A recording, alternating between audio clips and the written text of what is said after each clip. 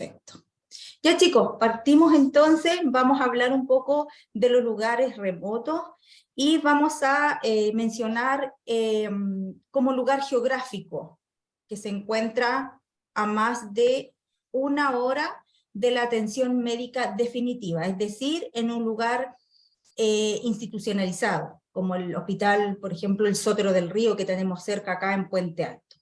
Todo lo que está a más de 1 hora se categoriza, es un término más bien institucionalizado, pero se define como lugar remoto, ¿ya? A más de 1 hora. Áreas en donde se realizan actividades al aire libre, comunidades remotas, países en desarrollo como el nuestro, áreas urbanas en donde un desastre destruye la infraestructura y se saturan los servicios de emergencia o de urgencia, ¿ya?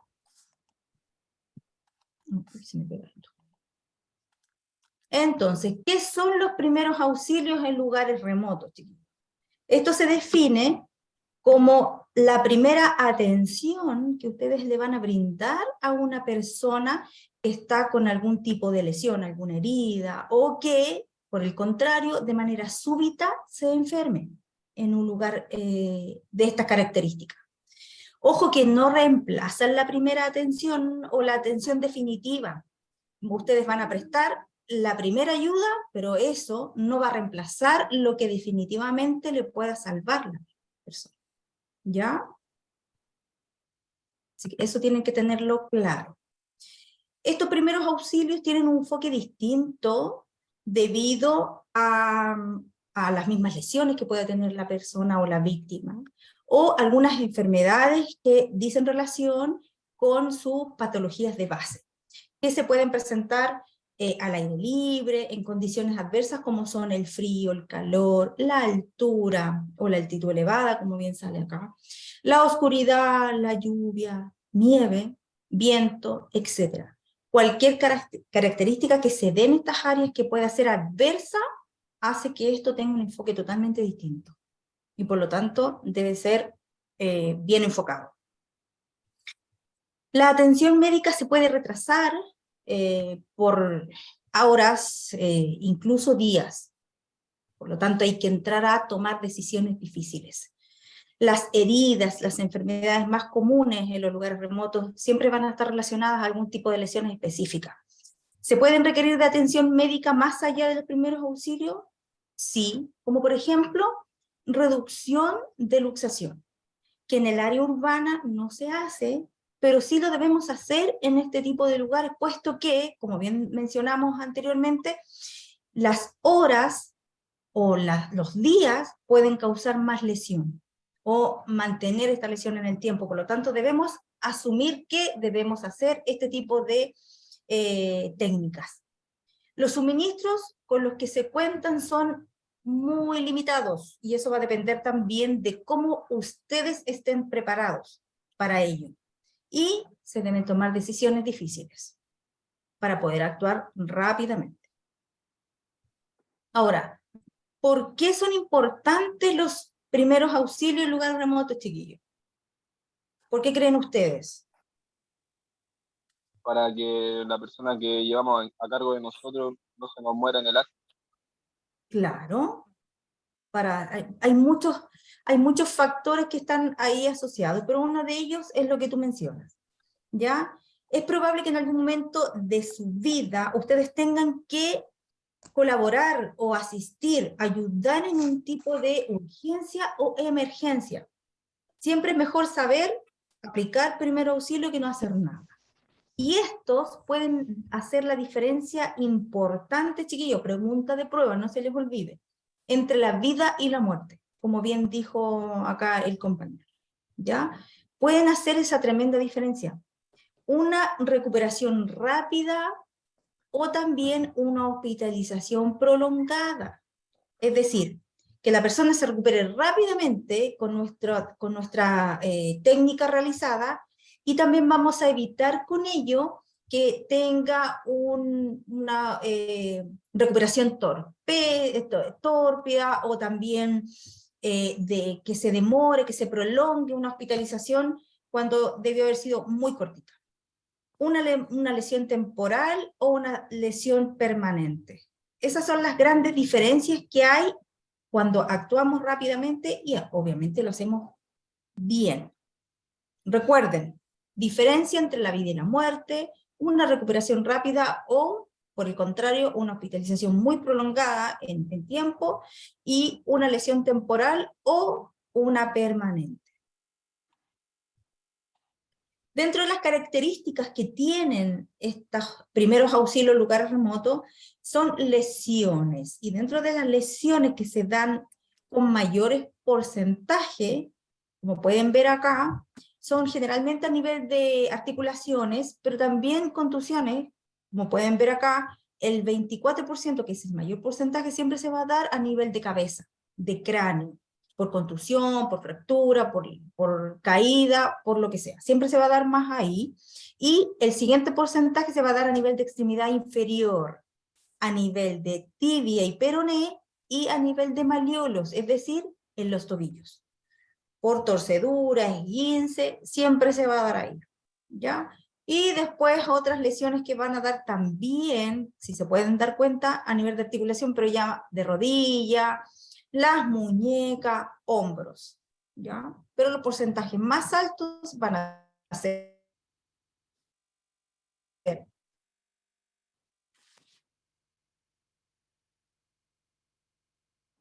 No lo olviden. Es el rol dentro de nuestras responsabilidades, chiquitos. ¿Me escuchan bien?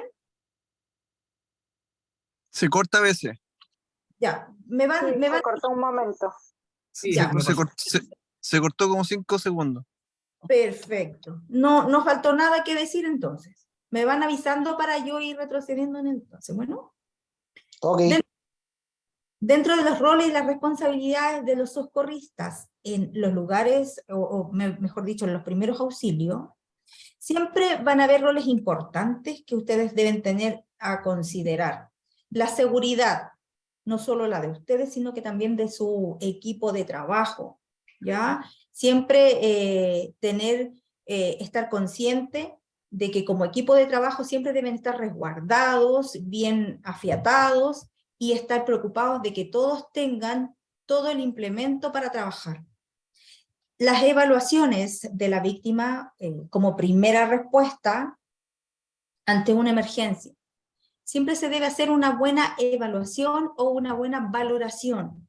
Si yo hago una buena pesquisa, si yo hago un buen enfoque en todo, en la escena segura, en cómo voy a abordar a esta víctima, me va a proveer de una buena técnica después en el caso de que yo deba realizar alguna maniobra, ¿ya? La capacidad para operar de manera segura el equipo del transporte utilizado en el entorno agreste.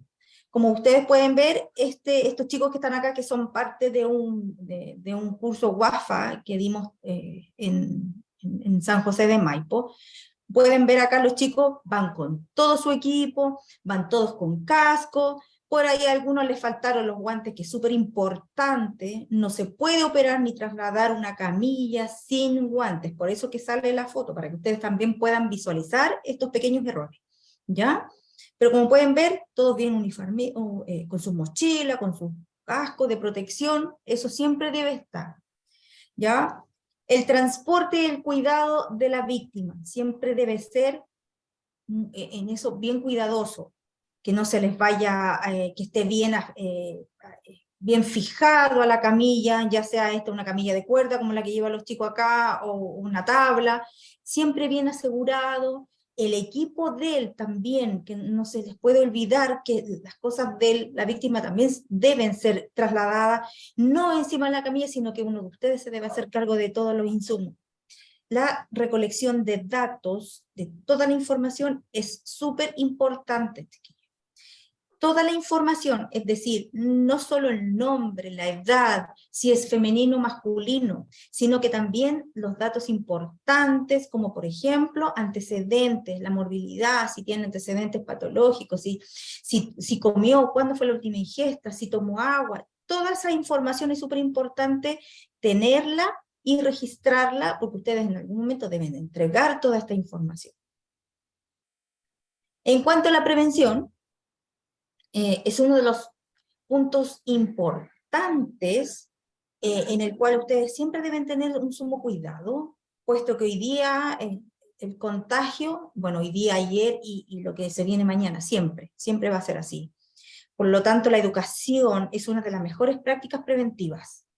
Educación en relación a lo que debemos, cómo debemos actuar, cómo nos debemos proteger. En este caso, las EPP, el equipo de protección personal.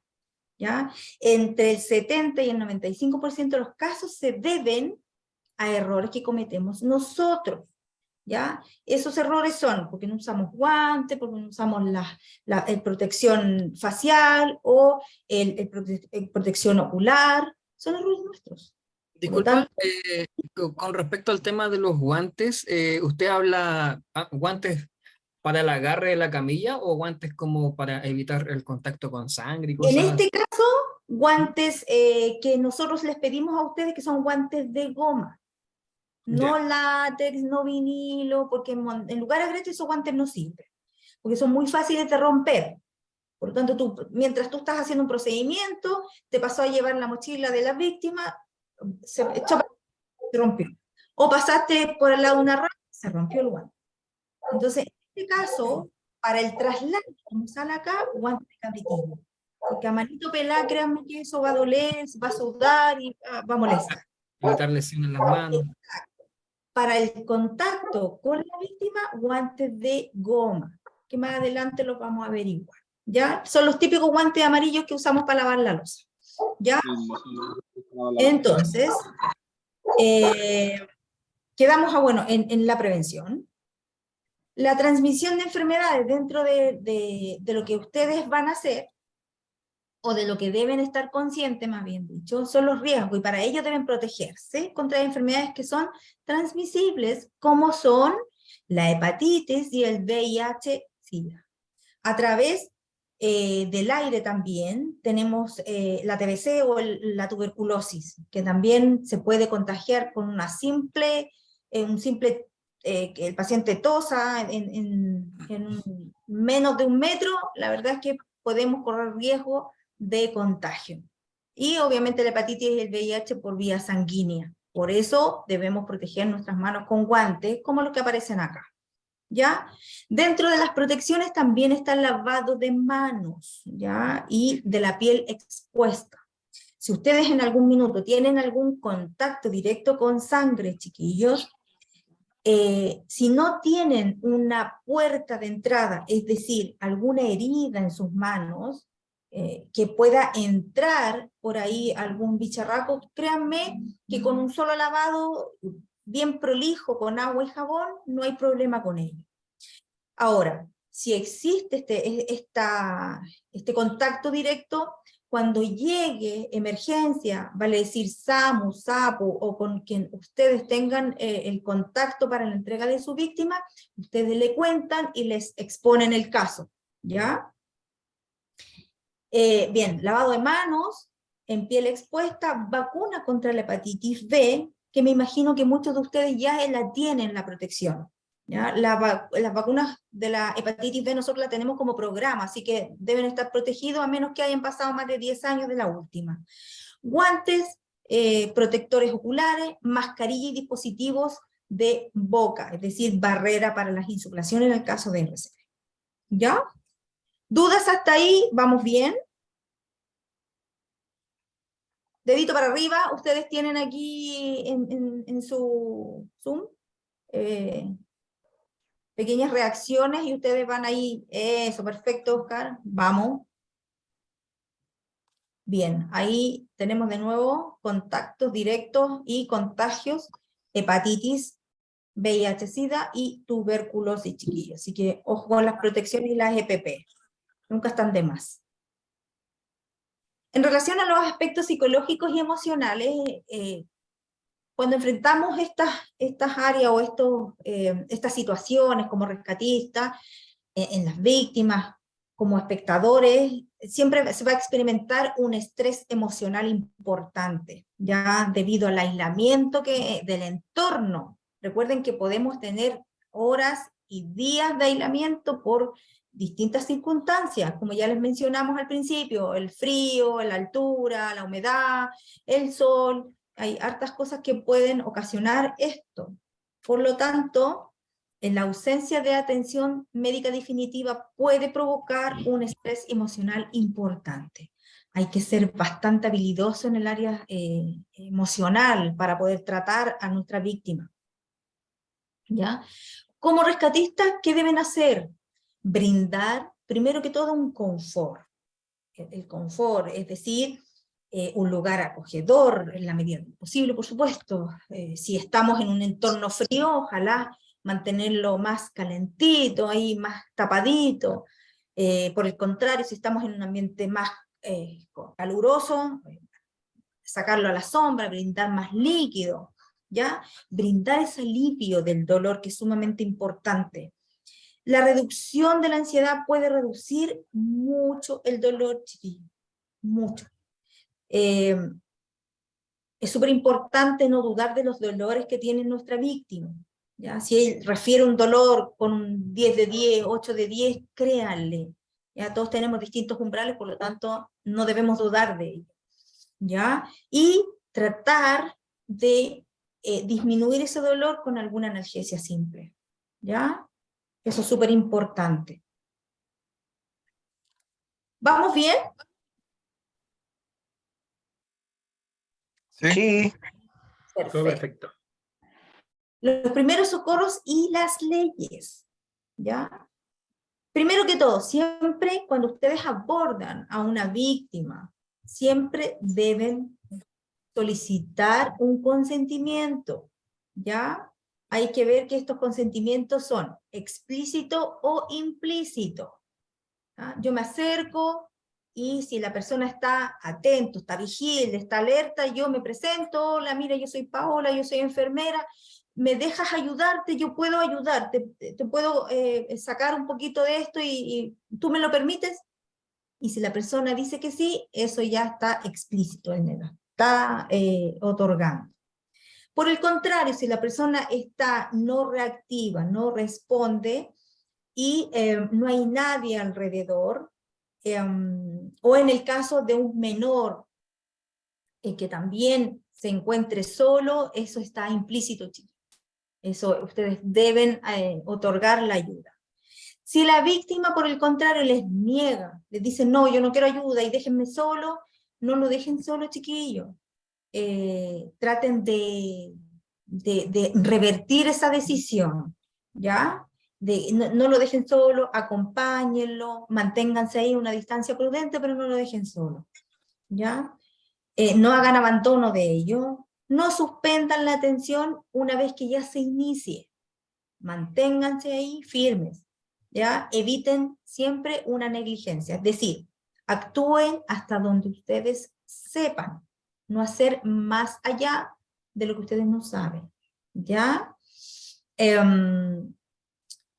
Falla al proveer atención de igual calidad al estándar del cuidado. Esto es lo que les estoy diciendo, es decir, no den más allá de lo que ustedes saben. Usted sabe hacer una reducción y nada más que eso, ahí. O si sabe hacer un buen vendaje, pero no la reducción, bien, haga solo el vendaje y no haga la reducción. ¿Ya? No exceda límites. Evitemos realizar daño. Lo que se conoce en el área de enfermería es la no maleficencia, no hacer daño. ¿Ya? En cuanto al consentimiento, bueno, lo que ya mencionamos, el rechazo a la atención, consentimiento expreso, en menores, por ejemplo, en discapacidad mental, y el derecho al rechazo del tratamiento. ¿Ya? ¿Se entiende esto, chiquillos? ¿Alguien tiene alguna duda en relación al consentimiento o el rechazo en la atención? yo tengo una duda con el derecho al rechazar el tratamiento. Eso es netamente de la persona afectada, que si se niega, hay nada que hacer, ¿no es cierto? Exacto, o sea, si tú te acercas y le dices, hola, ¿sabes qué? Yo me llamo Miguel y yo estoy capacitado en primeros auxilios, ¿me dejas ayudarte? Y la víctima está con un estrés tan fuerte y está enojado, está ofuscado, o puede que esté alcoholizado, puede que sea un paciente que esté en franco estado etílico o que esté con alguna otra cosa y no, pues, no quiero, no me ayudé y te trata mal. A eso uno se refiere, pero no lo debemos dejar solo. Siempre a una distancia prudente, observándolo y siempre tratando de que cambie de opinión. Pucha viejo, mira, ¿sabes qué? Yo te puedo ayudar, déjame. Si yo, mira, podemos hacer esto por ti. Estás sangrando, yo puedo contener ese sangramiento. Déjame ponerte un apósito, una bendita, y ahí vamos cambiando la metodología y vamos tratando de que esto cambie, ¿ya? Pero si él mantiene su decisión, lo que podemos hacer es mantener una distancia prudente, pero nunca, jamás dejarlo solo. ¿Ya? Ok, gracias. Sigamos entonces. Las leyes y reglamentos locales, chiquillos, en relación a lo mismo. La ley del buen samaritano, que aquí duerme en nuestras cámaras de diputados. Leyes y reglamentos locales, abandono de persona y omisión del socorro o auxilio. Si bien es cierto, no existe acá en Chile la ley del buen samaritano, eso tampoco implica que no podamos hacer algo por el prójimo. Si ya estamos en esto, si ya estamos como ustedes que están en este curso, que se están queriendo capacitar, es porque quieren hacerlo, por lo tanto, no debemos dejar ni hacer los locos, ni pasar por el lado, no, que lo haga el otro, chuta, mira, veo mi mochila y no tengo nada. Hay que andar preparado y con las ganas de, ¿ya? El deber del socorro. En algunos países existen este tipo de leyes que aplica a las personas con ciertas ocupaciones o profesiones. La regla número 1 de un socorrista es no causar un daño mayor, insisto, a la no maleficencia. No debemos hacer más de lo que ya sabemos, ¿ya? Brindamos los primeros auxilios o los primeros socorros y esperamos que llegue a alguien que sepa más que nosotros y entregamos a nuestra víctima. Por eso es importante la recopilación también de datos, para poder entregar y saber entregar la mayor información posible para el personal que sigue. ¿Ya? Bien. Acción en una urgencia. Vamos a ver parte de la cinemática del trauma. ¿Qué entienden ustedes por cinemática del trauma, chiquillos? Vamos, Alejandro, Oscar. Por cómo pasan las consecuencias de los lesionados, por cómo se lesiona, o por cómo el accidente, o cómo es la escena, donde está la persona. Ya, pero eso en sí es la lesión, ¿verdad? Dime, Álvaro.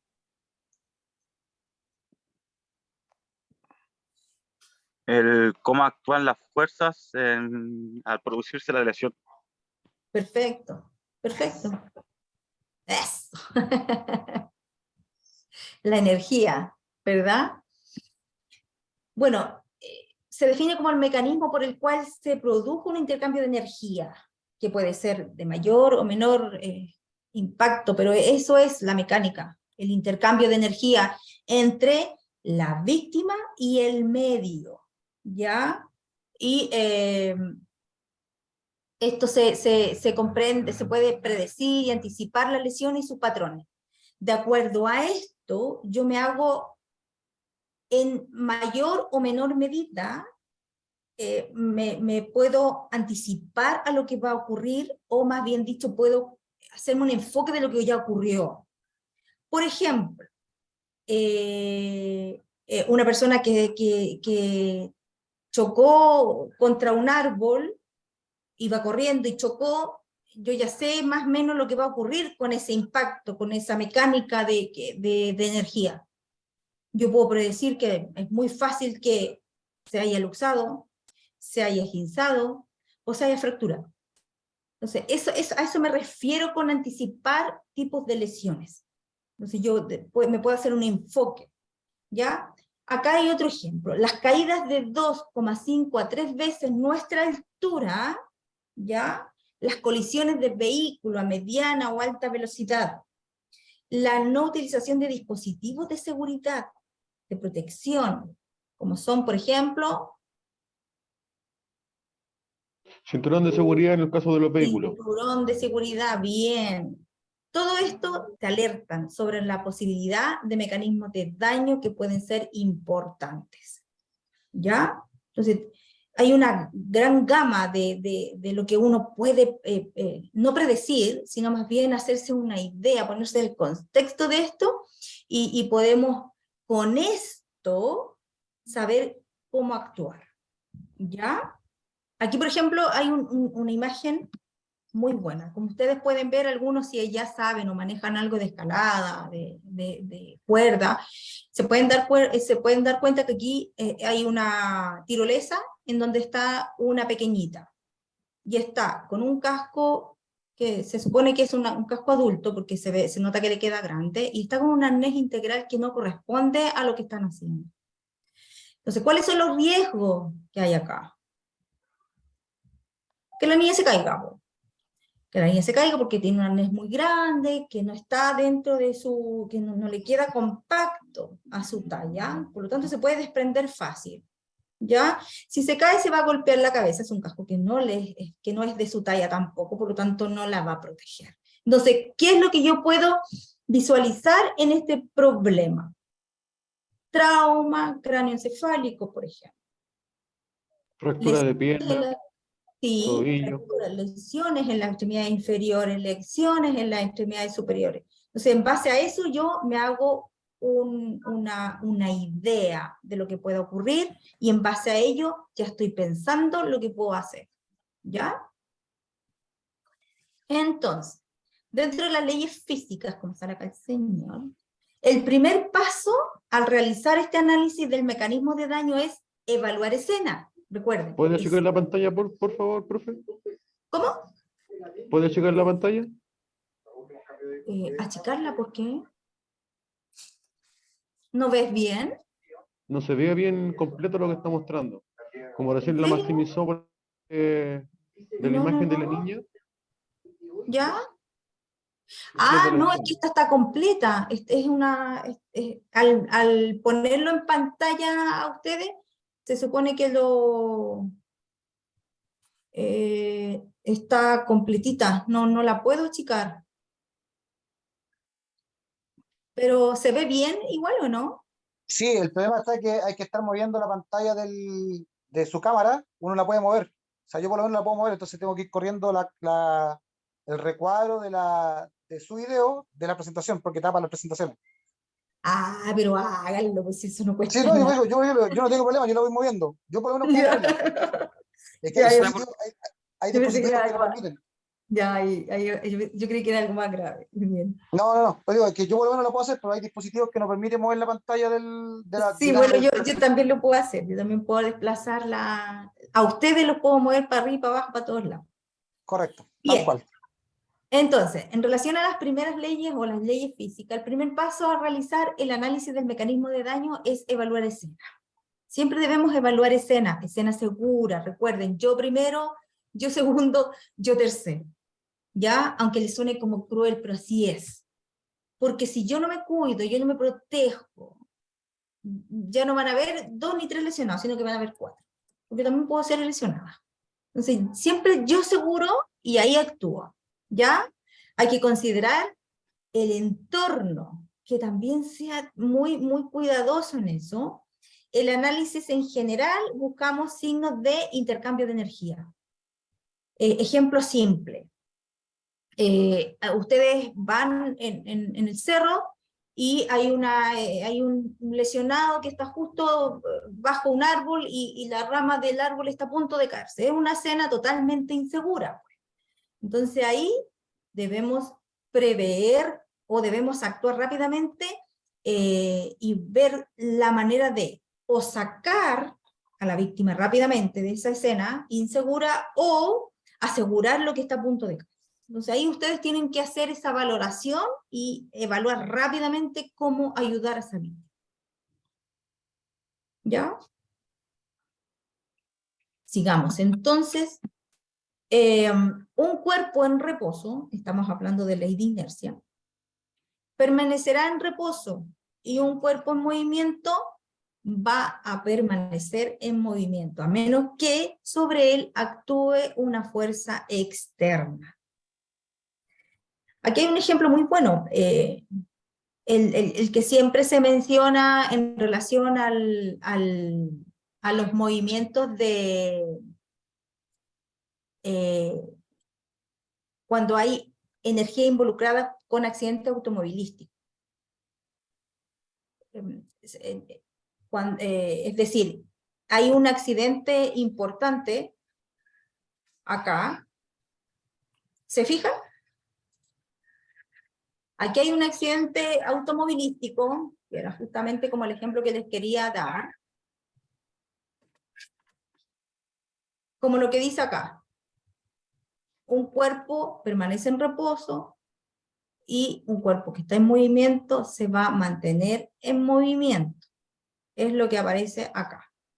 ¿Ya? La energía no puede ser creada o destruida, sino que más bien cambia de forma.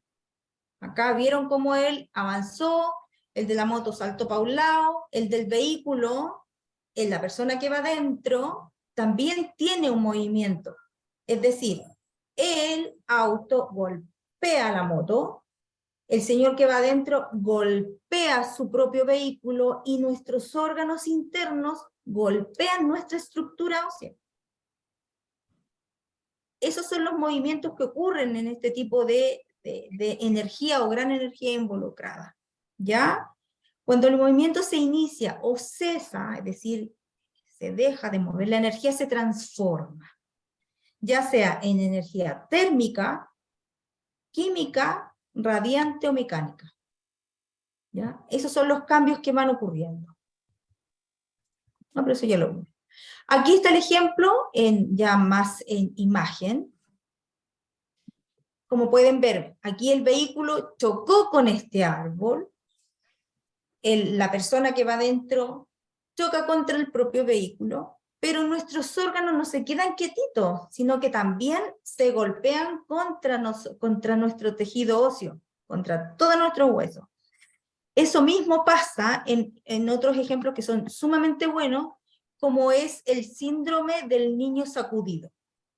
Cuando hay estos padres o amigos, familiares que toman a los niños pequeños y los lanzan al espacio, al aire, el cerebro se mueve dentro de este cráneo pequeñito, o cuando los mueven con una energía importante, este cerebro también se agita y también sufre una inflamación importante. Por eso no deben hacerlo. Esto ocurre en nuestro cuerpo interno, chiquillos, ¿ya? Por lo tanto, las lesiones son sumamente importantes. Los factores que influyen en la gravedad del daño son la velocidad, que aumenta la producción de energía cinética más que la masa, aumenta. La distancia de detención, cuando menor sea la distancia de detención, mayor va a ser el daño. Es decir, si yo tengo poquito espacio para frenar este impacto, el daño es más, el golpe va a ser más brusco, más fuerte. No así si es más lento, más rápido. ¿Ya? El material contra el que impacta. Toda la energía que puede absorber un material será energía que no tenga que absorber el cuerpo humano. ¿Ya? ¿Se entiende, chiquillo? ¿Vamos bien? Esto está relacionado con la cinemática del trauma. Fuerza, golpes, distancia, cambio de movimiento. Bien, si no tienen dudas, pasamos a nuestro tercer fase, que es la evaluación de víctimas y atención de urgencia, que ya entramos de lleno a lo que es la atención como primer respondedor, que van a realizar ustedes. ¿Alguien está con micrófono abierto, chiquillo? ¿No? Bien. Primero, recuerden, ya mencionado como 3 veces, valoración de la escena segura, chiquillos. Siempre, siempre, siempre, ¿ya? De la primera impresión que ustedes tengan, eso va a revelar los peligros de la víctima y para usted. Es como el ejemplo que yo les di recién, de esta persona que está lesionado y justo sobre él hay una rama que está a punto de caer sobre él. Ahí ustedes tienen que valorar. Alejandro, ¿tienes alguna duda? ¿No? Bien. Entonces aquí debemos utilizar elementos de protección personal, recuerden, los EPP, siempre. Si no cuentan con ellos, chiquillos, traten de improvisar. Sobre todo cuando hablamos de contacto directo con fluidos. ¿Ya? Ahí si no tiene guante, improvise. ¿Ya? ¿Qué debemos buscar? Escena segura, una vez más. La víctima, si la víctima está herida o está enferma. Son 2 cosas totalmente distintas. ¿Ya? ¿Cuál es el probable mecanismo de daño? ¿Qué fue lo que le ocurrió? ¿Se cayó? ¿Se golpeó con algún elemento cortante, punzante? ¿O simplemente colapsó? ¿Se cayó por producto de que estaba expuesto al sol, una deshidratación? ¿O porque no comió y el personaje era diabético? Tenemos que saber cuál es el mecanismo de daño. Como impresión general, ya la persona parece estar lesionada, enferma, todas esas cosas debemos hacerlo en un contexto holístico, general, completo. No solamente valoramos el entorno de la víctima, sino que también a él como tal, como individuo.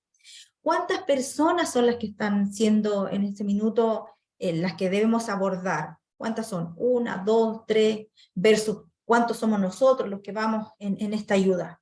Eso es sumamente importante. Disculpe, ¿Cuántos somos? ¿Sí? ¿con qué tipo de enfermedad nos podemos encontrar? ¿Diabetes, por ejemplo? Me suena como algo común, pero no sé qué otro tipo de enfermedad nos podemos encontrar en lugares como estos. Sí, eso va a depender mucho de tu primer análisis. Por ejemplo, si usted va a hacer un guiado, como, no sé, como Wafa, o como que ya, voy a suponer que tú ya eres guía y necesitas esto para seguir ejerciendo como tal. Entonces, se supone que usted hace guiados por ahí, por algún lugar en San José de Maipo, por algún otro entorno agreste, y usted va a llevar a 10, 12 personas, o menos o más, ¿verdad? Entonces, usted, primero que todo, debe tener un checklist, es decir, una lista con toda la gente que usted va a llevar. Y a todos ellos usted los debe conocer. Ya llevo a Pepito Pérez, ya, Pepito Pérez, ¿quién es? Ya, usted, ¿qué edad tiene? Ya, 50. Ah, tiene 50. ¿Tiene antecedentes? El caballero le hace como cuáles, no sé, hipertenso, diabético, operado el corazón, alguna vez le dio un infarto. No sé, lo que él te diga. Y usted anota. Y si le dice, sí, mire, yo soy diabético, y se controla, anda con sus medicamentos, los tiene, ¿cuándo se los toma? ¿A qué hora se los toma? ¿Ves? Eso. Y por ahí ya la María Pérez, ya, ¿dónde está María Pérez? Usted. ¿Y usted tiene antecedentes? No, yo soy sanita. Listo, perfecto. Eso es importante en un guiado. Conocer a quién llevo y saber a su vez cuáles son las patologías que ellos tienen y saber manejar algunas cositas que ellos tienen. Ya, más adelante, en los otros días que tenemos, vamos a ver algunas cosas importantes en relación a la diabetes, como son, por ejemplo, la insulina, ya, que también es sumamente importante, si bien es cierto, no andar trayendo un vial de insulina, porque no es fácil, por la cadena de frío, pero sí al menos saber manejarla, conocer el tipo de jeringa, y en el caso de ayudar, si es que fuese necesario, ¿ya? Esas cositas. Bien. Entonces, sabemos que la víctima está herida, está enferma, cuáles son los mecanismos de daño que ya lo vimos, la impresión general de todo esto y cuántas víctimas son, que es sumamente importante en relación a cuántos ayudantes, o mejor dicho, cuántos son los primeros respondedores, porque si soy yo solo y hay 5 lesionados, la diferencia es importante. No es mucho lo que voy a brindar como ayuda, ¿ya? Dentro de la seguridad de la escena, debemos ver cosas importantes o valorar cosas importantes como son el clima adverso, las temperaturas, ya sea mucho frío o mucho calor, las avalanchas, las caídas de roca, el terreno que es abrupto, duro, aguas rápidas, aguas de río, tránsito de personas o máquinas, y el fuego que siempre deja estragos, o también el humo. Eso es súper importante de valorar, debemos saber manejar estas situaciones, y estar siempre con personas que se manejen en este tipo de desastres. Aquí hay una imagen con fotografías nuestras. Los que están marcados con números chiquillos, como pueden ver, ahí hay un 2, un 3, por ahí hay también hay otro que está marcado con el número 1. Todos esos chicos ya pasaron a través de, o por Salvador Andino. Todos fueron formados como Wafa en su momento. Aquí estábamos en una situación difícil que ocurrió en un aluvión de San José de Maipo en enero del 21, en donde nosotros como Salvador Andino estuvimos en el desastre y estuvimos todo el día ayudando y sacando gente en este sector. Hubo un aluvión bastante importante, de hecho en la fotografía que está a la derecha baja, por ahí pasó el aluvión y dejó un desastre importante, mucha gente aislada, y nosotros estuvimos ahí colaborando y todo el día trabajando, y de hecho fuimos los que trasladamos a 3 víctimas con un riesgo importante. Una chica embarazada que estaba 3 días sin alimentación, 32 semanas, una señora de 56 años, diabética descompensada, y un menor diabético, insulino dependiente, que fue trasladado en helicóptero. Ellos 3 fueron trasladados por nosotros. Las gestiones las hicimos nosotros a través de bomberos y la emergencia, en este caso, del servicio de urgencia. Como pueden ver, aquí están los chiquillos trabajando, como les digo, está el número 1, que pertenece a una ONG, por acá está Samuel, que pertenece a Carancho, de acá de San José, y por ahí hay otras chicas que son de Urich, de la unidad de rescate. Entonces, vamos a definir bien la diferencia, o vamos a diferenciar los mecanismos de daño, que también son súper importantes que ustedes los manejen. Entonces, hay 3 mecanismos de daño que pueden ser, que pueden ocurrir en una persona, en una víctima, en estos entornos. Medioambientales, como aparece acá en la imagen, que es esta persona que está tapada en nieve. Deben obtener toda la información en estas 3 partes, chiquillos, ¿no? Obtener la mayor información posible, ¿ya? De las personas presentes, de la víctima, de la escena, observar todo el entorno, para saber qué fue lo que ocurrió, y como les mencioné, hacer una idea, o hacerse una idea de lo que ocurrió, y para poder actuar rápidamente. Otro mecanismo de daño es el trauma, que también ya lo vimos con lo que hablábamos de la mecánica de daño.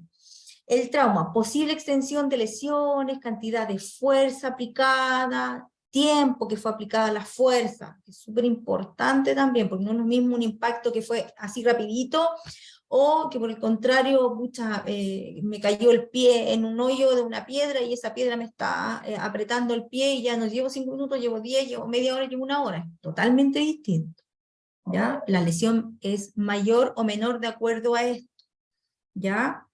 Y enfermedades. Determinar el origen de la enfermedad, la dolencia principal de la víctima.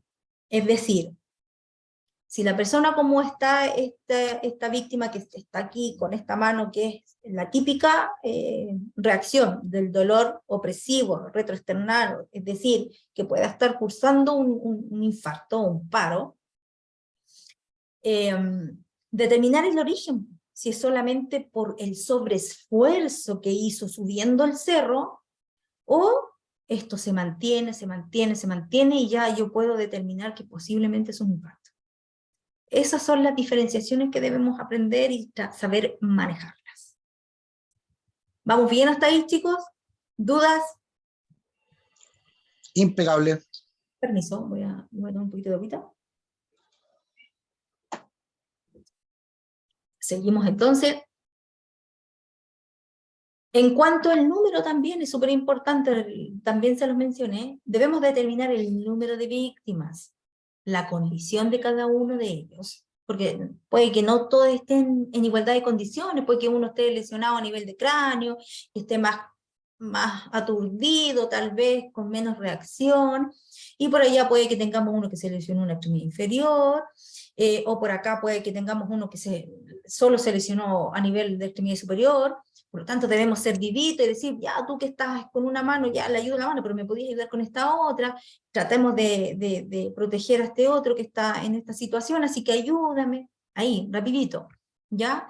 Evaluar siempre los recursos con los que ustedes cuenten, ¿ya? Están trabajando, están estudiando y se están formando para WAFA, por lo tanto, siempre la mochila bien equipada, ¿ya?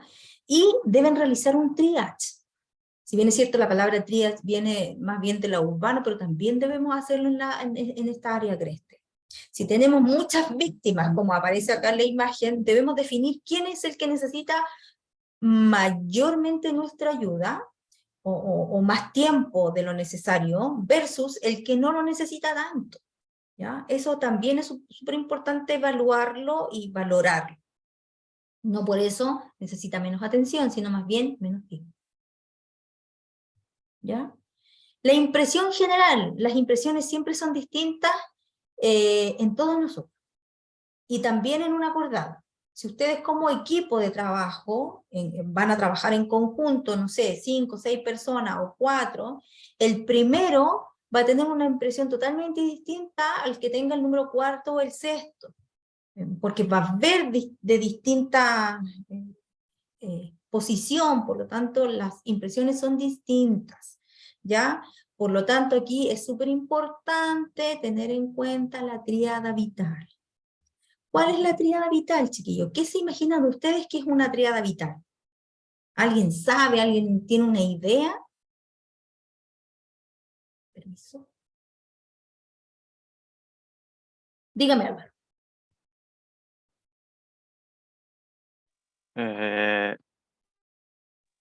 Tiene relación a los 3 sistemas vitales que tenemos nosotros, respiratorio, cardíaco y neurológico. Bien, está leyendo el libro. Muy bien, excelente. Súper. Entonces, en relación a ello, debemos tener siempre presente el aspecto. Si la persona está alerta, si responde al medio, si está alerta, vigile, si está atento. Eso es súper importante. Ya con eso yo descarto algo importante. El área o el aspecto circulatorio. El color de nuestra piel. El color, si está pálido, tal vez. Eso también me dice, me informa. La sudoración. Y la respiración, es súper importante, el ritmo, la velocidad, si es dificultosa o no. Recuerden que nuestra respiración es esto, normal, no es ruidosa, no es dolorosa. Por lo tanto, no debe haber ruido. Si bien es cierto, si yo con un fonendo me pongo a escuchar, sí voy a escuchar, voy a poder escuchar cierto aire, cierto ruido de humedad, pero eso es si yo lo escucho con un fonendo. Pero si yo me paro la oreja, no debe haber dificultad, no debe haber ruido, no debe haber dolor, ¿ya? Por lo tanto, todo lo contrario me debe llamar la atención. Entonces, estos aspectos de la tríada vital, el aspecto de nuestra piel, el color, la palidez, la sudoración, si está alerta, si está atento, si está vigil, si está reactivo, o si su respiración es normal, dificultosa. Esos son 3 aspectos súper importantes a valorar. Entonces, el sistema nervioso central, circulatorio y respiratorio, como bien lo nombró acá nuestro compañero. ¿Ya? Cualquiera de estos, por eso se llama tríada vital, están unidas. Cualquiera de ellas que se altere, se descompensa completamente. Por razones obvias. Si el paciente no está con una mecánica, o sea, hubo un impacto importante a nivel de tórax, en donde hubo energía importante involucrada, no va a respirar bien, por lo tanto, a nivel circulatorio, va a empezar a aumentar esta carga de glóbulos rojos para que él ventile mejor. Ya se descompensó el área circulatoria. Por el contrario, si tenemos un golpe en la cabeza, no está reactivo, no tiene una respuesta normal, el sistema compensatorio va a empezar también a hiperventilar la persona, o por el contrario, si hay una hemorragia importante de tipo arterial, también va a empezar a ventilar rápidamente para compensar estos glóbulos rojos que están siendo perdidos, y con él la hemoglobina, que junto con ello está el oxígeno. Entonces, cualquiera de ellos que se altere, altera la tríada completa. ¿Dudas con ello?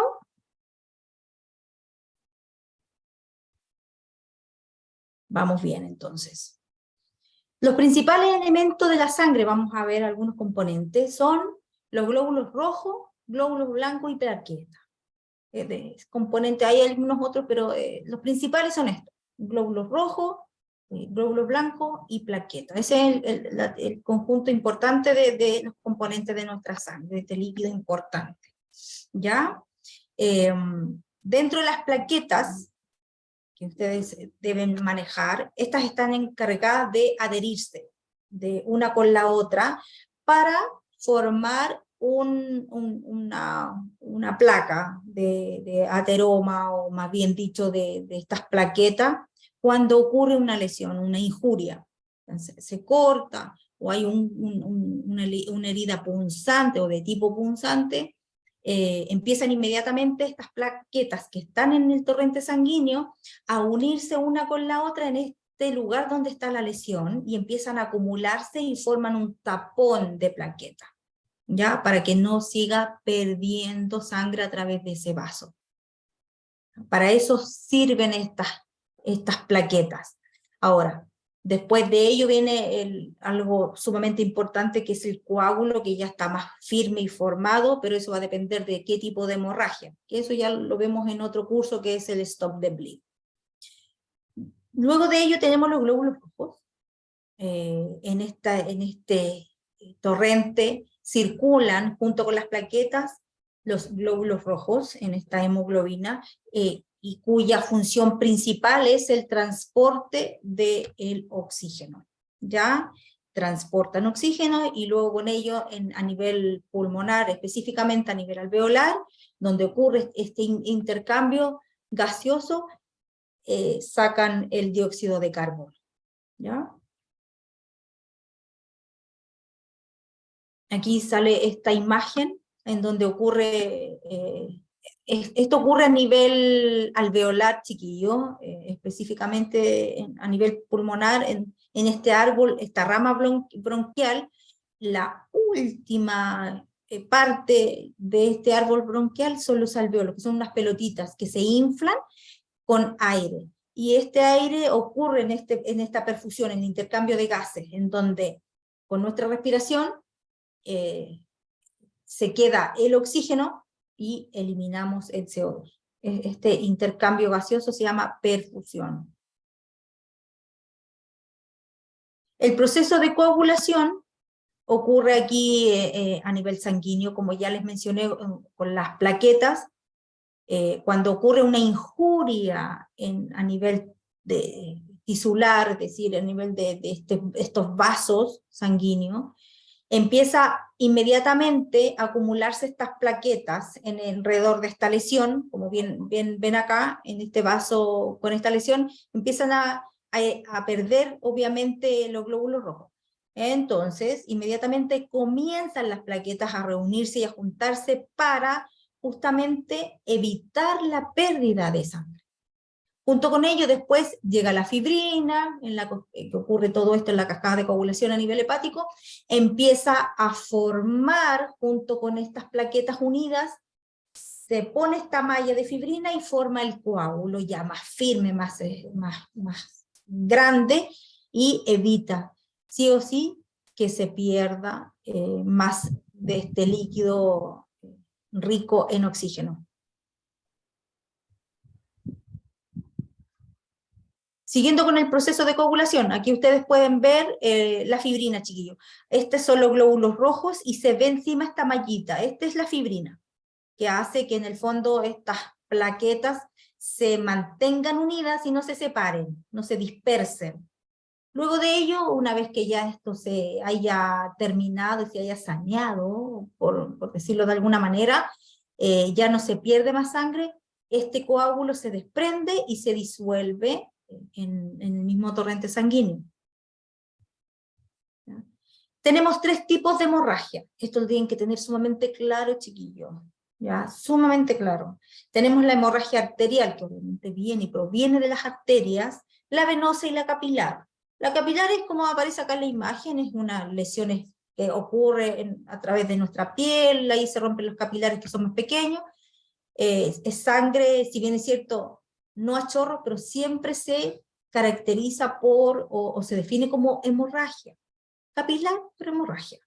Luego de ello tenemos la venosa, que es es más bien una sangre que sale de manera continua, pero que si yo aplico una presión de 3 minutos, 5 minutos, con suerte, 5 minutos, esto cede, no hay problema con él.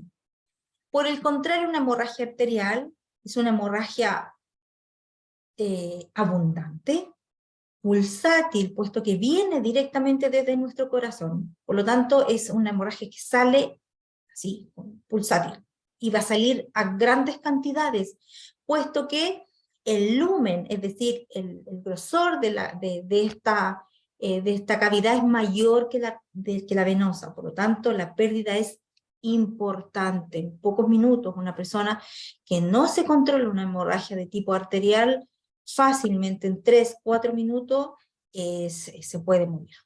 Por lo tanto, es súper importante el saber actuar. La pérdida de mucha cantidad de sangre puede ocasionar un estado que se conoce como un shock hipovolémico, una condición grave que amenaza, pero enormemente, la vida de la persona. Los signos de shock siempre van a ser piel pálida, puesto que está perdiendo mucha sangre, y una de las características que tiene nuestra sangre, aparte de aportar calor, oxígeno y una gran cantidad de cosas, también nos da este color, ¿ya? Por lo tanto, la piel va a ser pálida, fría, muy sudorosa, debilidad, las pupilas van a estar más bien dilatadas, poco reactivas, falta de coordinación y disminución del ABDN. Ya me imagino que ya lo vieron en el libro. Entonces, cuando empiezan a aparecer todas estas condiciones, nuestro sistema neurológico central está tratando de utilizar lo que se conoce como los medios compensatorios.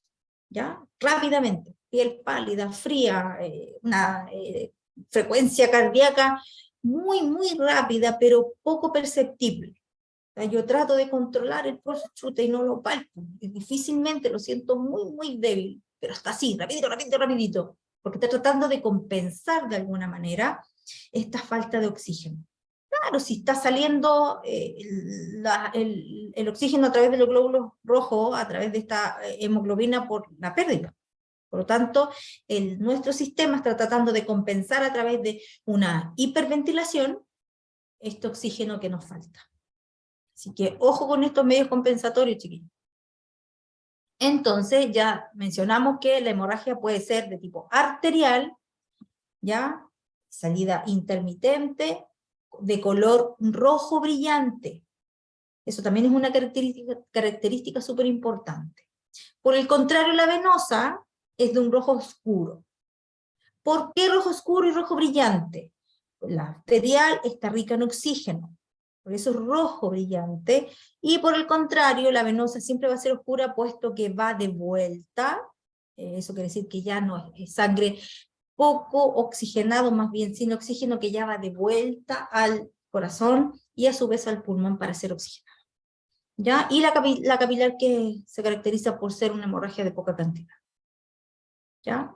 Entonces, nosotros ahí tenemos una condición, tenemos la licencia para realizar el curso Stop the Bleed como control de hemorragia. Entonces, este curso Stop the Bleed o control de hemorragia desarrolla técnicas y capacidad de conocer hemorragias potencialmente mortales, chiquillos, y poder intervenir ante esto, que si bien es cierto, hoy día a la gente le da mucho temor por el miedo al contagio, por el miedo a muchas cosas, pero que no es tan difícil de actuar.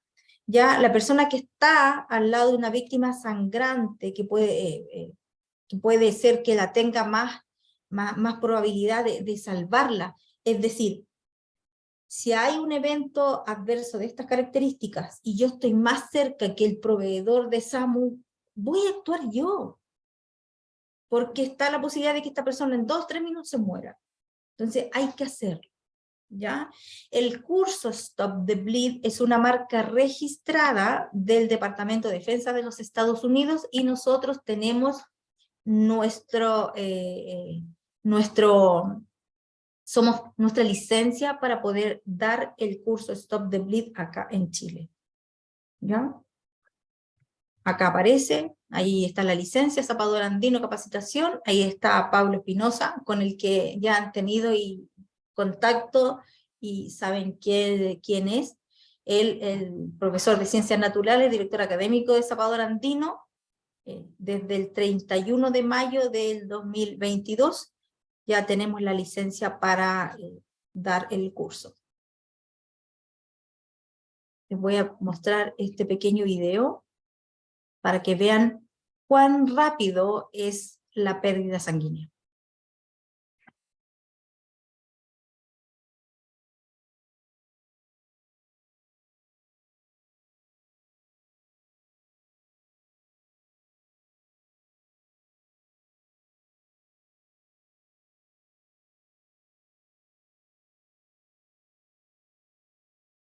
¿Vieron cuántos segundos se demoró en aparecer la hemorragia de tipo exsanguinante arterial? ¿Alguien logró ver cuántos segundos se demoró? Con suerte No 2. fueron, no fueron ni 3 segundos. Ni 3 segundos, chiquillos.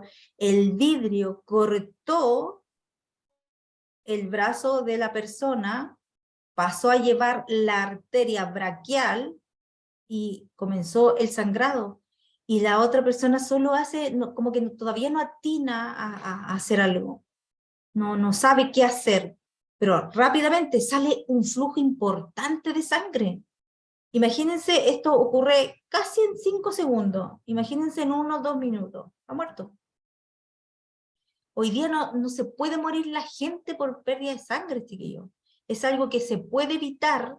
Si bien es cierto, no podemos evitar que alguien le dispare a uno o que le corte el brazo o que ocurra esto, pero sí puedo evitar que se muera, ¿ya? Con ciertas acciones, ¿ya? Aquí tenemos otro.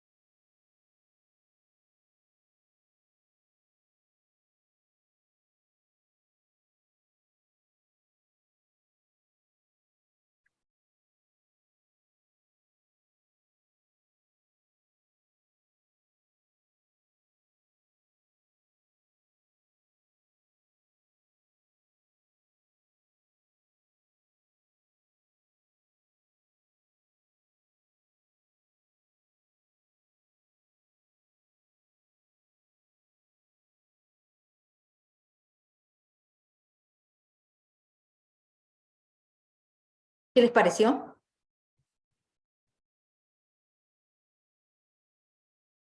¿Te salvas de ese sangrado o no? No, no. Ay, ok. No. Rígido. ¿Se fijaron cuál fue el primer error que cometieron? Levantarlo. Ponerlo sentado. Colocar las manos y no poner un tapón. No, miren. El primer error que cometieron acá, solo voy a mostrar el error.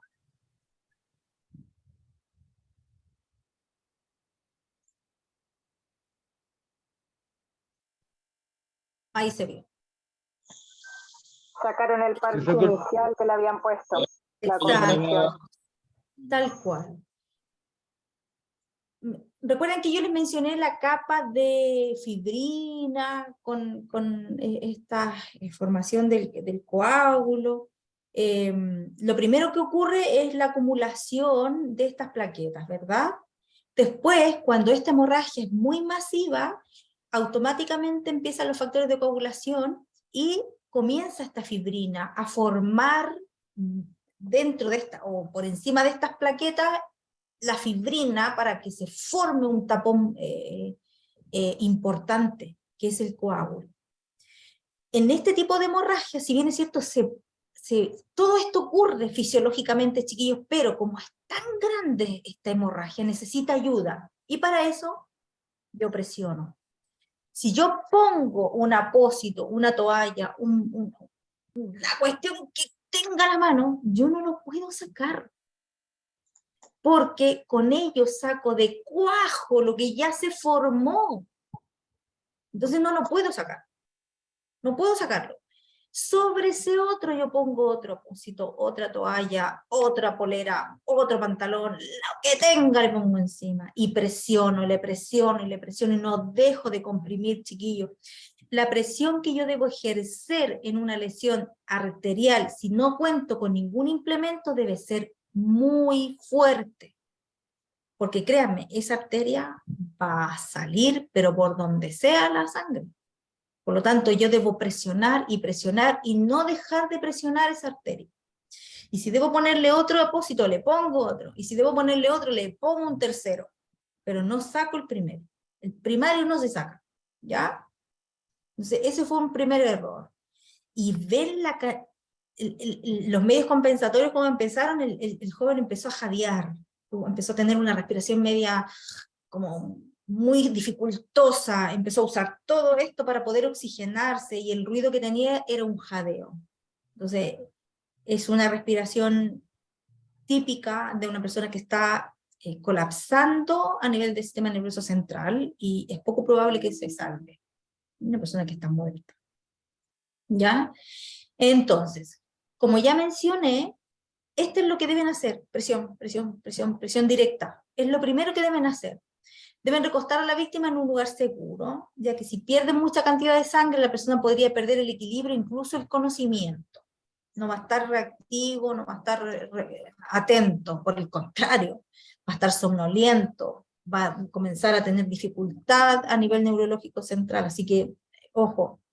Identifique la hemorragia, esto habla netamente con las ropas. Ustedes deben explorar, cachuren, como digo yo, levanten la ropa, levanten, miren por delante, gírenlo, vean por detrás, por posterior, suban la ropa de abajo, revisen las extremidades inferiores, y como dice Pablo, hagan un barrido, por eso son los guantes, un barrido completo, con las manos hacia abajo, y después se miran las manos, para ver de dónde viene el sangrado. Las ropas pueden ocultar las hemorragias, ¿ya? En el caso de no ser localizada, remuevan, busquen el origen del sangrado, ¿ya? Cubre la herida con apósito, presión directa, como ya mencionamos, utilizamos una o ambas manos, dependiendo de la extensión de la lesión, o por último le pongo mi rodilla encima, pero yo presiono hasta que se detenga o hasta que llegue la avanzada. ¿Ya? Así deben hacerlo. Protegen y después un buen vendaje compresivo. Y llegamos al uso del torniquete, chiquillos. ¿Han usado torniquete o lo conocen? Me imagino que sí. Ambas dos. Perfecto. Entonces, ya sabemos que el uso del torniquete hoy día volvió en gloria y majestad. Si bien es cierto, hay personas que dicen que el torniquete no se usa porque se pierde la extremidad o porque no sé qué, mentira. Hoy día volvió en gloria y majestad, el torniquete sí se puede utilizar, hay que saber usarlo, hay que usar un torniquete real. Si bien es cierto, hoy día también podemos hacer una improvisación, pero debemos hacerla bien y en último caso, es decir, mi torniquete es el plan A y un torniquete improvisado es mi plan Z, es decir, el último que yo voy a aplicar. ¿Ya? Primero, compresión directa. Yo comprimo, comprimo y comprimo. Si puedo usar un torniquete, lo uso. ¿Cómo se usa el torniquete? Arriba y ajustado. ¿Ya? Hace un tiempo se usaba de 5 a 7 centímetros sobre las lesiones. Hoy día no, arriba y ajustado. Es decir, si mi lesión está aquí, aquí me pongo el torniquete. Si mi herida está aquí me pongo el torniquete. ¿Ya? Y ajustado. Y el molinete se gira hasta que la hemorragia se detenga. ¿Ya? Cuando yo lo ocupo en un segundo o en un tercera persona, el torniquete se coloca hacia afuera, como lo está colocando la persona acá. ¿Se fijan que hay un tercero aplicando? Se coloca hacia afuera, hacia allá. Si me lo coloco yo, lo coloco hacia adentro, hacia mi cuerpo, hacia mi torso. Pero eso lo vamos a practicar. ¿Ya? El torniquete, mira, acá se le están colocando ahí torniquete 1130. La verdad es que aquí, bueno, acá todos los torniquetes traen un lápiz y traen también una wincha con velcro en donde colocamos el tiempo en que se lo colocamos. El tiempo es súper importante, chiquillo, porque está relacionado con justamente las pérdidas de tejidos celular, ¿ya? ¿Podemos ocupar o realizar un torniquete improvisado? Sí, pero como les mencioné, debe ser mi plan Z. Lo último. O sea, yo antes de ese voy a usar 1000 otras cosas, o voy a hacer otras cosas antes de, ¿ya? Porque si en algún momento el torniquete dejó de ser importante en la utilización en pérdida exsanguinante, fue justamente por el mal uso del torniquete improvisado. Porque no sabían, porque ocupaban cualquier implemento, elemento, y dejaban literalmente la embarrada. Entonces, en base a eso, se dejó de usar, pero hoy día volvió en gloria y majestad, se sabe usar, se utiliza y salva vidas. Aquí hay otro video que se los voy a mostrar inmediatamente, en donde ustedes pueden ver.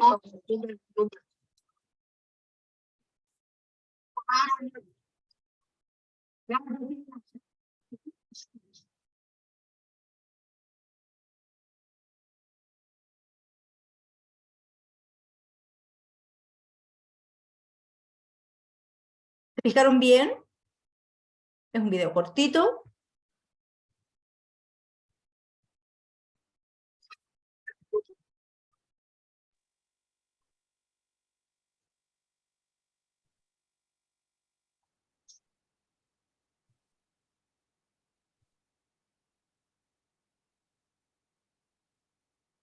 ¿Se fijaron, chiquillos, en el uso del torniquete acá? Se logra ver solamente hasta cuando saca el torniquete. Ya. Bueno, uno de los errores que comete acá el señor que está utilizando el torniquete es que lo tiene armado. ¿Se fijan que lo tiene armadito? Ya que si bien es cierto, sí se puede usar, pero cuando uno maneja bien el cuento, lo maneja, conoce su torniquete. Ya en este caso le costó un mundo encontrar la punta de este para poder utilizar. ¿Cuántos segundos perdió? ¿10 segundos? ¿15 segundos? Y el torniquete se aplica en 15 segundos. Así de rápido. 15 segundos se necesitan para utilizar un torniquete. Yo no puedo perder tiempo en esto, sabiendo que en 3 minutos se me puede morir este hombre, o sea, no me puedo demorar más que eso. 15 segundos. Entonces se demoró en encontrar la punta, poder sacarlo y para poder aplicarlo. ¿ya? Deben ser rápidos. El fin del torniquete finalmente hace que deje de circular la sangre hacia esa zona, po. No, el objetivo del torniquete es evitar la pérdida de sangre. No que circule la sangre hacia esa zona. Porque la circulación va a estar, por ejemplo, mira, la imagen que estás viendo ahora, donde él está haciendo el ejemplo de cómo colocar la hora, el torniquete, vamos a simular que el torniquete está bien puesto, es solamente él está haciendo el ejemplo de poner la hora, no es que esté bien puesto ahí. Pero vamos a suponer que el torniquete está puesto ahí, en esa área. La circulación va a llegar hasta aquí igual.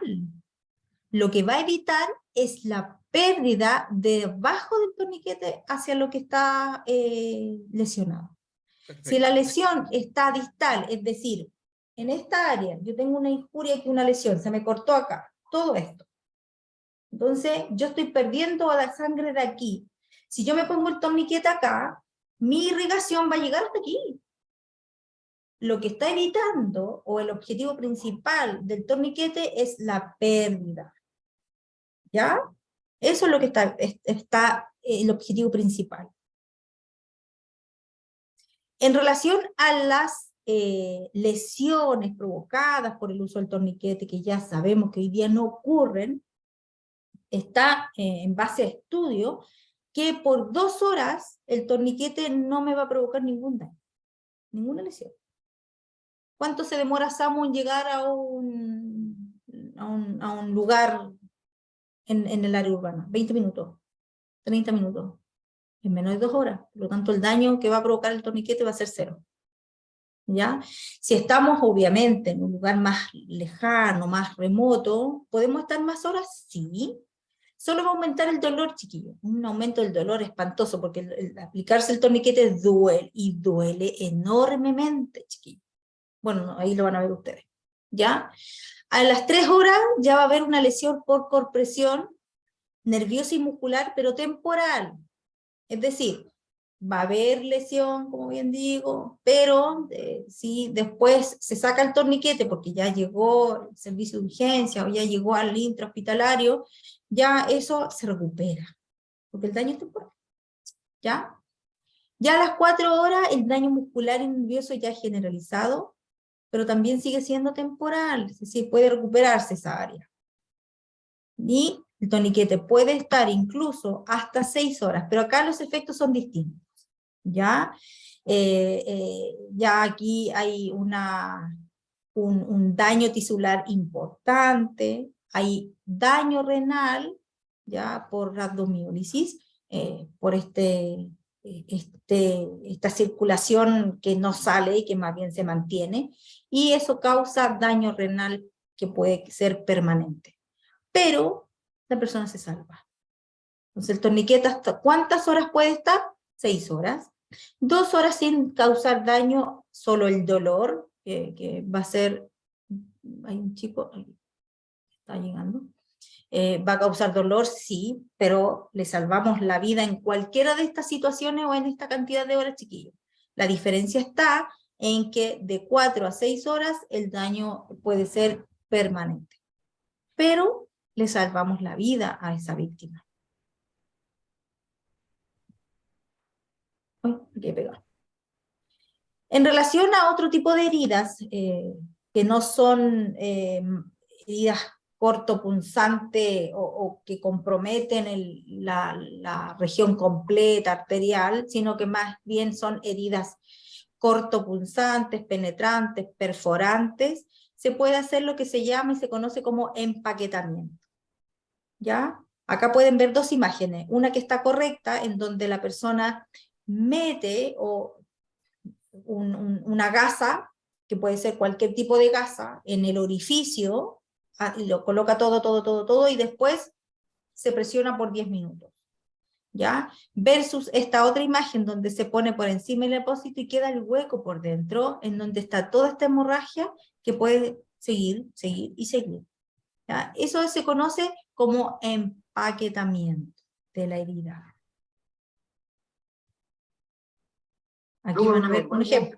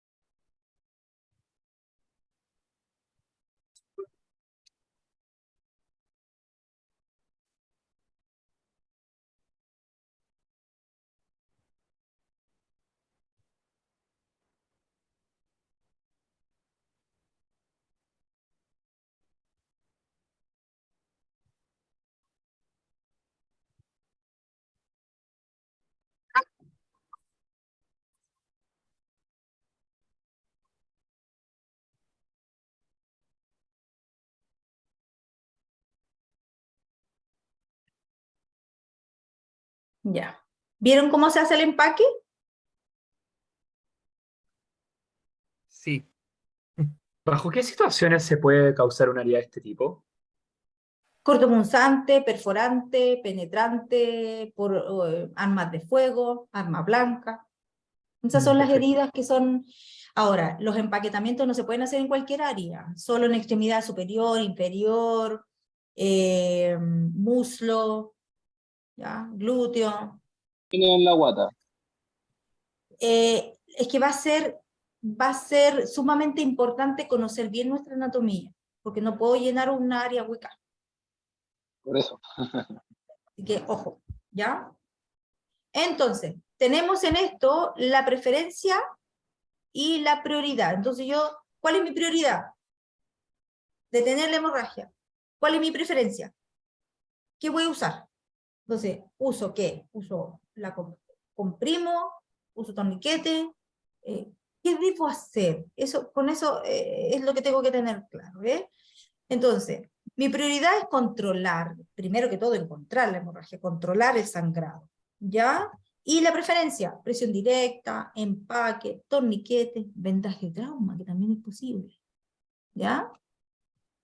Entonces, acá tenemos distintos torniquetes, como pueden ver, aquí tenemos el SAM XT, y por este otro lado tenemos los distintos tipos de vendaje, tenemos un apósito y tenemos el vendaje tipo israelí, que son muy buenos para hacer un vendaje de trauma. ¿Ya? En cuanto a la evaluación primaria,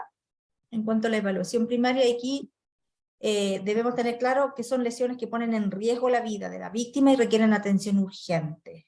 Y para ello vamos a hacer el XABCDE. ¿Ya? Entonces, primero, X, control de hemorragia. Ya no es el ABCD, hoy día es el X, control de hemorragia. Puesto que hoy día esto no era lo que veíamos hace 10 años atrás. Hoy día, lastimosamente, tenemos mucho armas de fuego circulando en las calles. Por lo tanto, lo primero que debemos hacer es control de hemorragia. No sacamos nada con hacer una RCP en una persona que tiene un impacto balístico importante. ¿Ya? Evaluación primaria. Evaluamos hemorragia arterial o de tipo arterial. Sangre, mucho flujo, abundante. Y siempre de características pulsátil, ¿ya? Que coincide con el latido del corazón. Rojo brillante, puesto que viene rica en oxígeno, ¿ya? Aquí tenemos el control con apósito y algunos otros elementos como son el torniquete, algún control por parche oclusivo o también con un vendaje tipo israelí. La vía aérea, que siempre debe estar permeable y con un buen control cervical. Aquí tenemos distintas fotografías de los chiquillos en donde aparecen ahí también con control cervical, que puede ser con una simple férula, con un cuello, acá haciendo un desplazamiento, y también acá que lo podemos hacer con distintos implementos como son los propios zapatos de la víctima o con gorros de tipo jockey.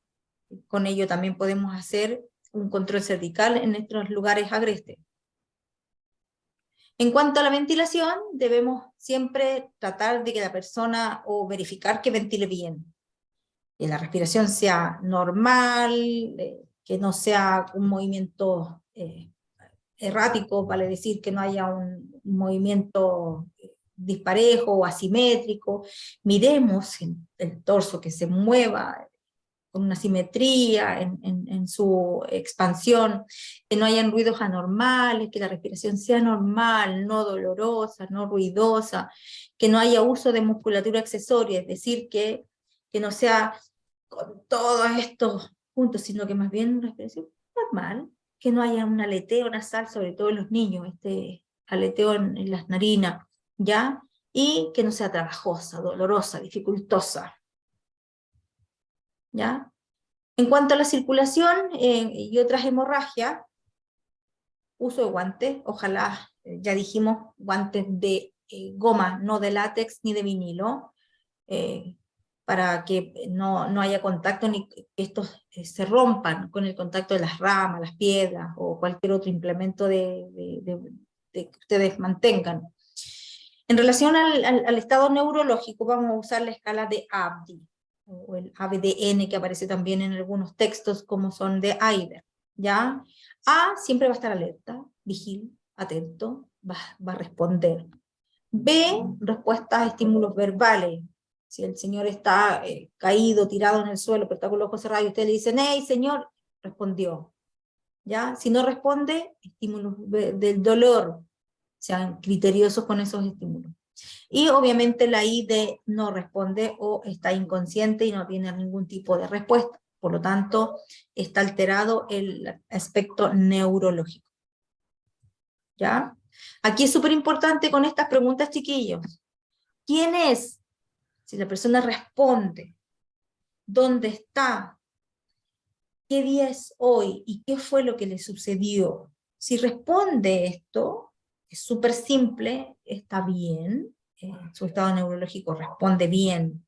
¿Ya? Si está alguna de ellas, no lo responde, no sabe, o las respuestas son incoherentes, no está orientado en tiempo y espacio, hay una alteración que puede haber sido causada por algún trauma, un golpe importante a nivel de cráneo. Entonces, acá tenemos la otra que les mencioné, la escala de ABDN que aparece en Eiber, que es exactamente lo mismo, solo que cambia la mnemotecnia nada más. En vez de ser API, aquí es el ABDN, en donde la última, en vez de ser inconsciente o sin respuesta, aquí no responde. Pero es la misma. ¿Ya? En el daño neurológico debemos evaluar qué tipo de daño ocurrió y evitar todo tipo de movimientos bruscos. Aquí descartamos fácilmente hablándole, si la persona mueve las extremidades a estos tipos de estímulos, por ejemplo, señor o señora, a ver, ¿puede mover la pierna derecha? Y si la persona levanta la pierna, ya descarté el daño neurológico a nivel de columna cervical. ¿Ya? Así que ahí puedo hacer algunas preguntas que son súper sutiles y que me pueden ayudar bastante bien. ¿Ya?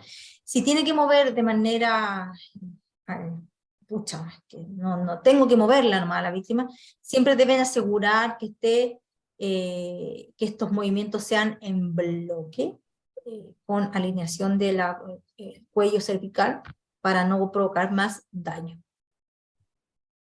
¿Ya? Si la víctima no responde,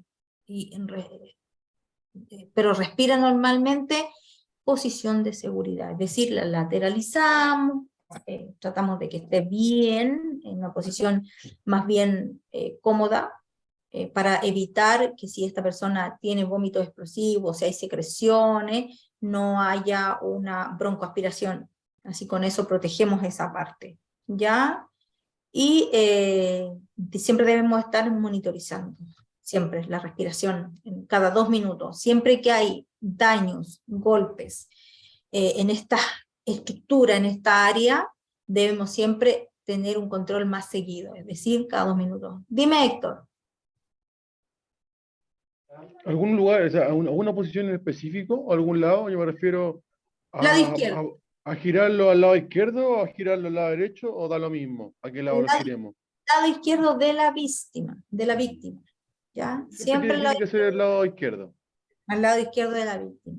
¿ya? Para que ahí pueda ventilar mejor, porque hay una circulación de una arteria, entonces que esta arteria a su vez queda liberada. Por lo tanto, hay una mejor circulación sanguínea y a su vez un buen retorno en cuanto a la oxigenación.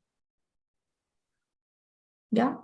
Acá les voy a mostrar un pequeño video con el movimiento de en Movimiento bloque. lateral hacia la izquierda para descartar presión de columna, a la vuelta de 1, 2, 3.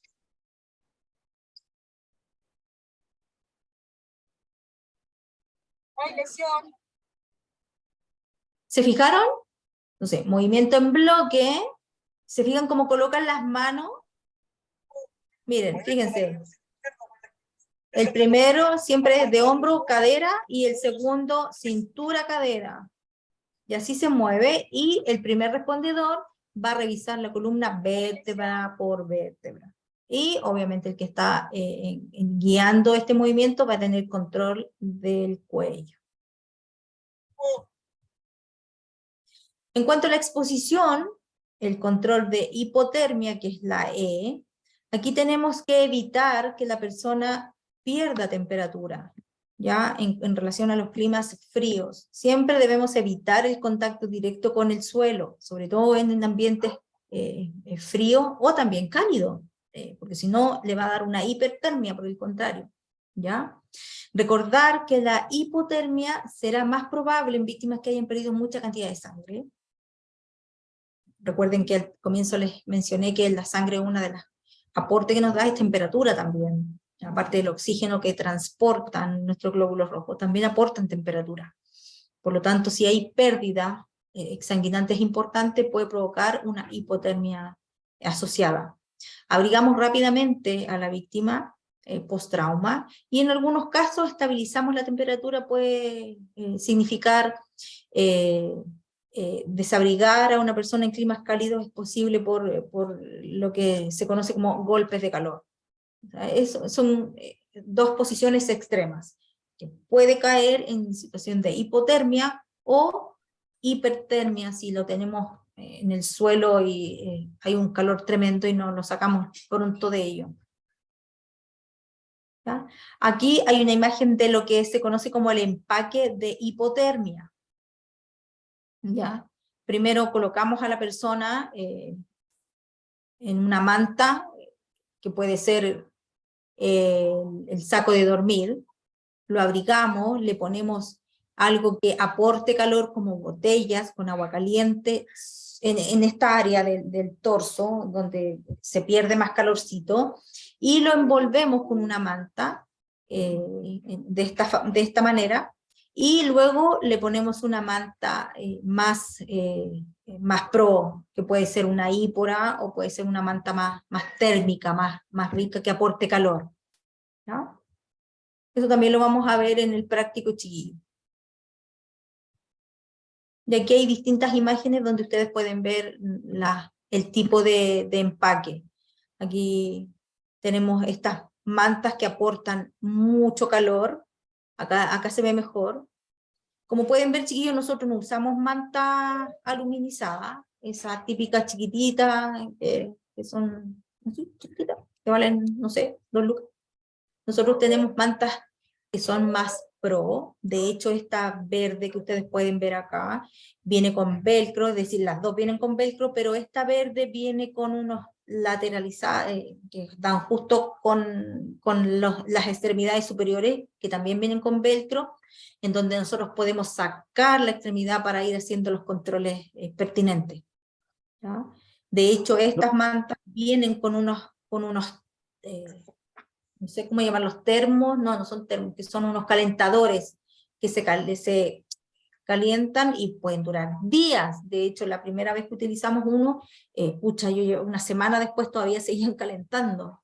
Son muy buenos. Profe, ¿Ya? ¿Y? consulta técnica. Ya, estamos claros que estos temas de rescate obviamente son diseñados para rescate, pero esa manta térmica que, por ejemplo, que la venden en todos lados, digamos, en tiendas de montaña, ¿cumple la función como primera respuesta, como primera instancia, o genera más condensación de lo que calientan? Sí, es que ese es el problema de esas mantas, ¿no? Si bien es cierto, ayudan, pero no cumplen el objetivo principal, que es aportar calor. Aparte que son livianitas, el viento te las puede arrebatar fácilmente. Si bien es cierto, es lo que cumple una función más bien de proteger tal vez un ratito del viento, pero como térmica, la verdad es que no cumple ninguna función. Ninguna función, a menos que tú cuentes con otros implementos como son el saco de dormir, que le puedas aplicar, o con una buena manta ípora, que puedas también proteger encima a esta persona. Ahora recuerden, si la víctima está mojada, el calor se pierde con mayor facilidad, y la situación de hipotermia es mucho más rápida, ¿ya? Así que ojo con ello. Aquí pueden ver, o sea, nosotros tenemos estas mantas y a la vez tenemos la manta ípora.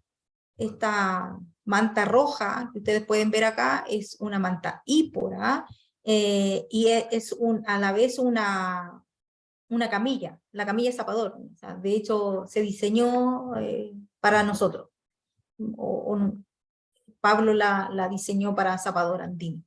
Así que es una camilla rica, exquisita para trabajarla para el traslado. En cuanto a las evaluaciones secundarias, esto es todo lo que dice relación con primera evaluación, donde nosotros descartamos alguna lesión en base a la tríada vital: hemorragia, respiratorio y circulatorio. ¿Ya? Perdón, circulatorio, respiratorio y neurológico. ¿Ya? Y luego de ello viene la secundaria, en donde debemos mantener el control de la situación, y con ello vamos a hacer el sample, con esta mnemotecnia súper importante, el sample en donde yo rescato toda la información posible, en base al muestra también, o el examen físico, de acuerdo a las otras mnemotecnias que son del DASH o el DIAS, para poder hacer una evaluación o valoración de lesiones como son de las extremidades. ¿Ya? El sample, ¿qué mido yo en el sample? Síntomas, alergias, medicamentos, antecedentes, pasados de relevantes, súper importante, como comenzamos al principio con algunas patologías de base. La última ingesta, ya sea de comida o la ingesta de líquidos, que es sumamente importante saber cuándo fue la última ingesta de agua, por ejemplo, si nos encontramos con una víctima en serio riesgo de hipertermia. Eventos que causaron la lesión. Yo así evalúo a mi víctima de manera secundaria. Después que descarté un riesgo importante en la tríada vital, yo valoro con esto. ¿Ya? Buscamos información en brazalete, en alguna medallita, en alguna tarjetita, en alguna cosa debe tener. Si no, con la gente que está alrededor, con el amigo, con el tío, con el primo, yo saco información. ¿Ya? Alergias importantes, medicamentos que tenga, que consuma, que ande con ellos, y enfermedades de tipo antecedente. ¿Ya? En cuanto a las valoraciones con el DAT, yo valoro heridas, lesiones de tipo esguince, torcedura, ¿ya? Este tipo de lesiones. Evalúo la deformidad, heridas abiertas, como aparece acá, el dolor, que es sumamente importante de valorar, de saber cuánto duele, y la hinchazón. Ese es el DAT. Deformidad, herida abierta, dolor e hinchazón. Esto también está en el libro. ¿Ya? Y las mnemotecnias como el DIAS, yo aquí evalúo deformidad, inflamación, herida abierta y sensibilidad al tacto. Si bien es cierto, es la misma, chiquillo, pero son distintas entidades nada más. Y el muestra, que es como la que vimos recién, aquí vemos medicamento, la última ingesta, episodios que llevaron al cuadro actual, síntomas, trastornos médicos, es decir, lo que ocurrió en el pasado histórico, digamos, y la respuesta al medio y alergia. Dentro de estos son todas importantes, chiquillos, de saber, ¿ya? Como no manejamos tanto medicamento en esto, más que la analgesia habitual, la verdad que las alergias no son importantes, pero sí la última ingesta. ¿Cuándo fue la última vez que consumió alimento? ¿Cuándo fue la última vez que tomó líquidos? ¿Ya? Eso es súper importante de rescatar. Y el examen físico, buscar anormalidades. Usamos el DASH. ya, deformidad, herida abierta, dolor, hinchazón. Recuerden siempre esta mnemotecnia, en realidad todas las mnemotecnias deben sabérsela. Entonces, revisión rápida, ya, de pie a cabeza, es decir, céfalo a caudal. Tratar lesiones. ¿Cómo las vamos a tratar? Con ferulización, vendaje, eso lo vamos a ver en otro día. Mantenemos la inmovilización vertebral, siempre en bloque, descartando daño neurológico, protegiendo la columna vertebral y manteniendo siempre la temperatura. Aislemos el contacto directo con el suelo. ¿Ya? Evaluamos, como ya mencioné, de céfalo-caudal, evaluamos el cuello, colocamos inmovilización en el caso de sospecha de daño, rotamos a la víctima siempre con esta precaución de bloque, tratamos vértebra por vértebra para saber si hay alguna lesión, una protuberancia, alguna fisura, alguna cosa rara que no sea normal. Evaluamos el tórax, que sea simétrico en su expansión, el abdomen, que no tenga ninguna protuberancia, algún moretón, equimosis, cualquier tipo de lesión, que no esté duro a la palpación, que no esté indoloro. Evaluamos la pelvis con este movimiento, chiquillos, como sale la imagen, nos posicionamos y evaluamos con lo que se conoce como libro abierto o libro cerrado. Es decir, cerrado como está aquí en esta imagen es porque no hay lesión pélvica, y si por el contrario logramos moverlo es porque hay una fractura pélvica, ¿ya? Y evaluamos con ellos junto las 4 extremidades, ¿ya? Junto con la mnemotecnia DASH, deformidad, herida abierta y todo lo que dice relación con ello, ¿ya? Siempre deben avisar, alerten, y comuníquense. Siempre tienen problemas con las comunicaciones, pero deben comunicar todo lo que está ocurriendo, no dejen de comunicar, de manejar la información rápidamente, fluida, rápida, ¿ya? Pidan ayuda, soliciten implementos. Todo esto lo deben hacer con las comunicaciones. Pregúntense, ¿es necesaria una evaluación secundaria en terreno?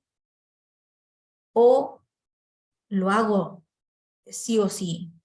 ¿O me va a retrasar esta evacuación? ¿Es necesaria una evacuación rápida? Todo eso se lo deben preguntar. Comenzamos esto diciendo que hay decisiones difíciles.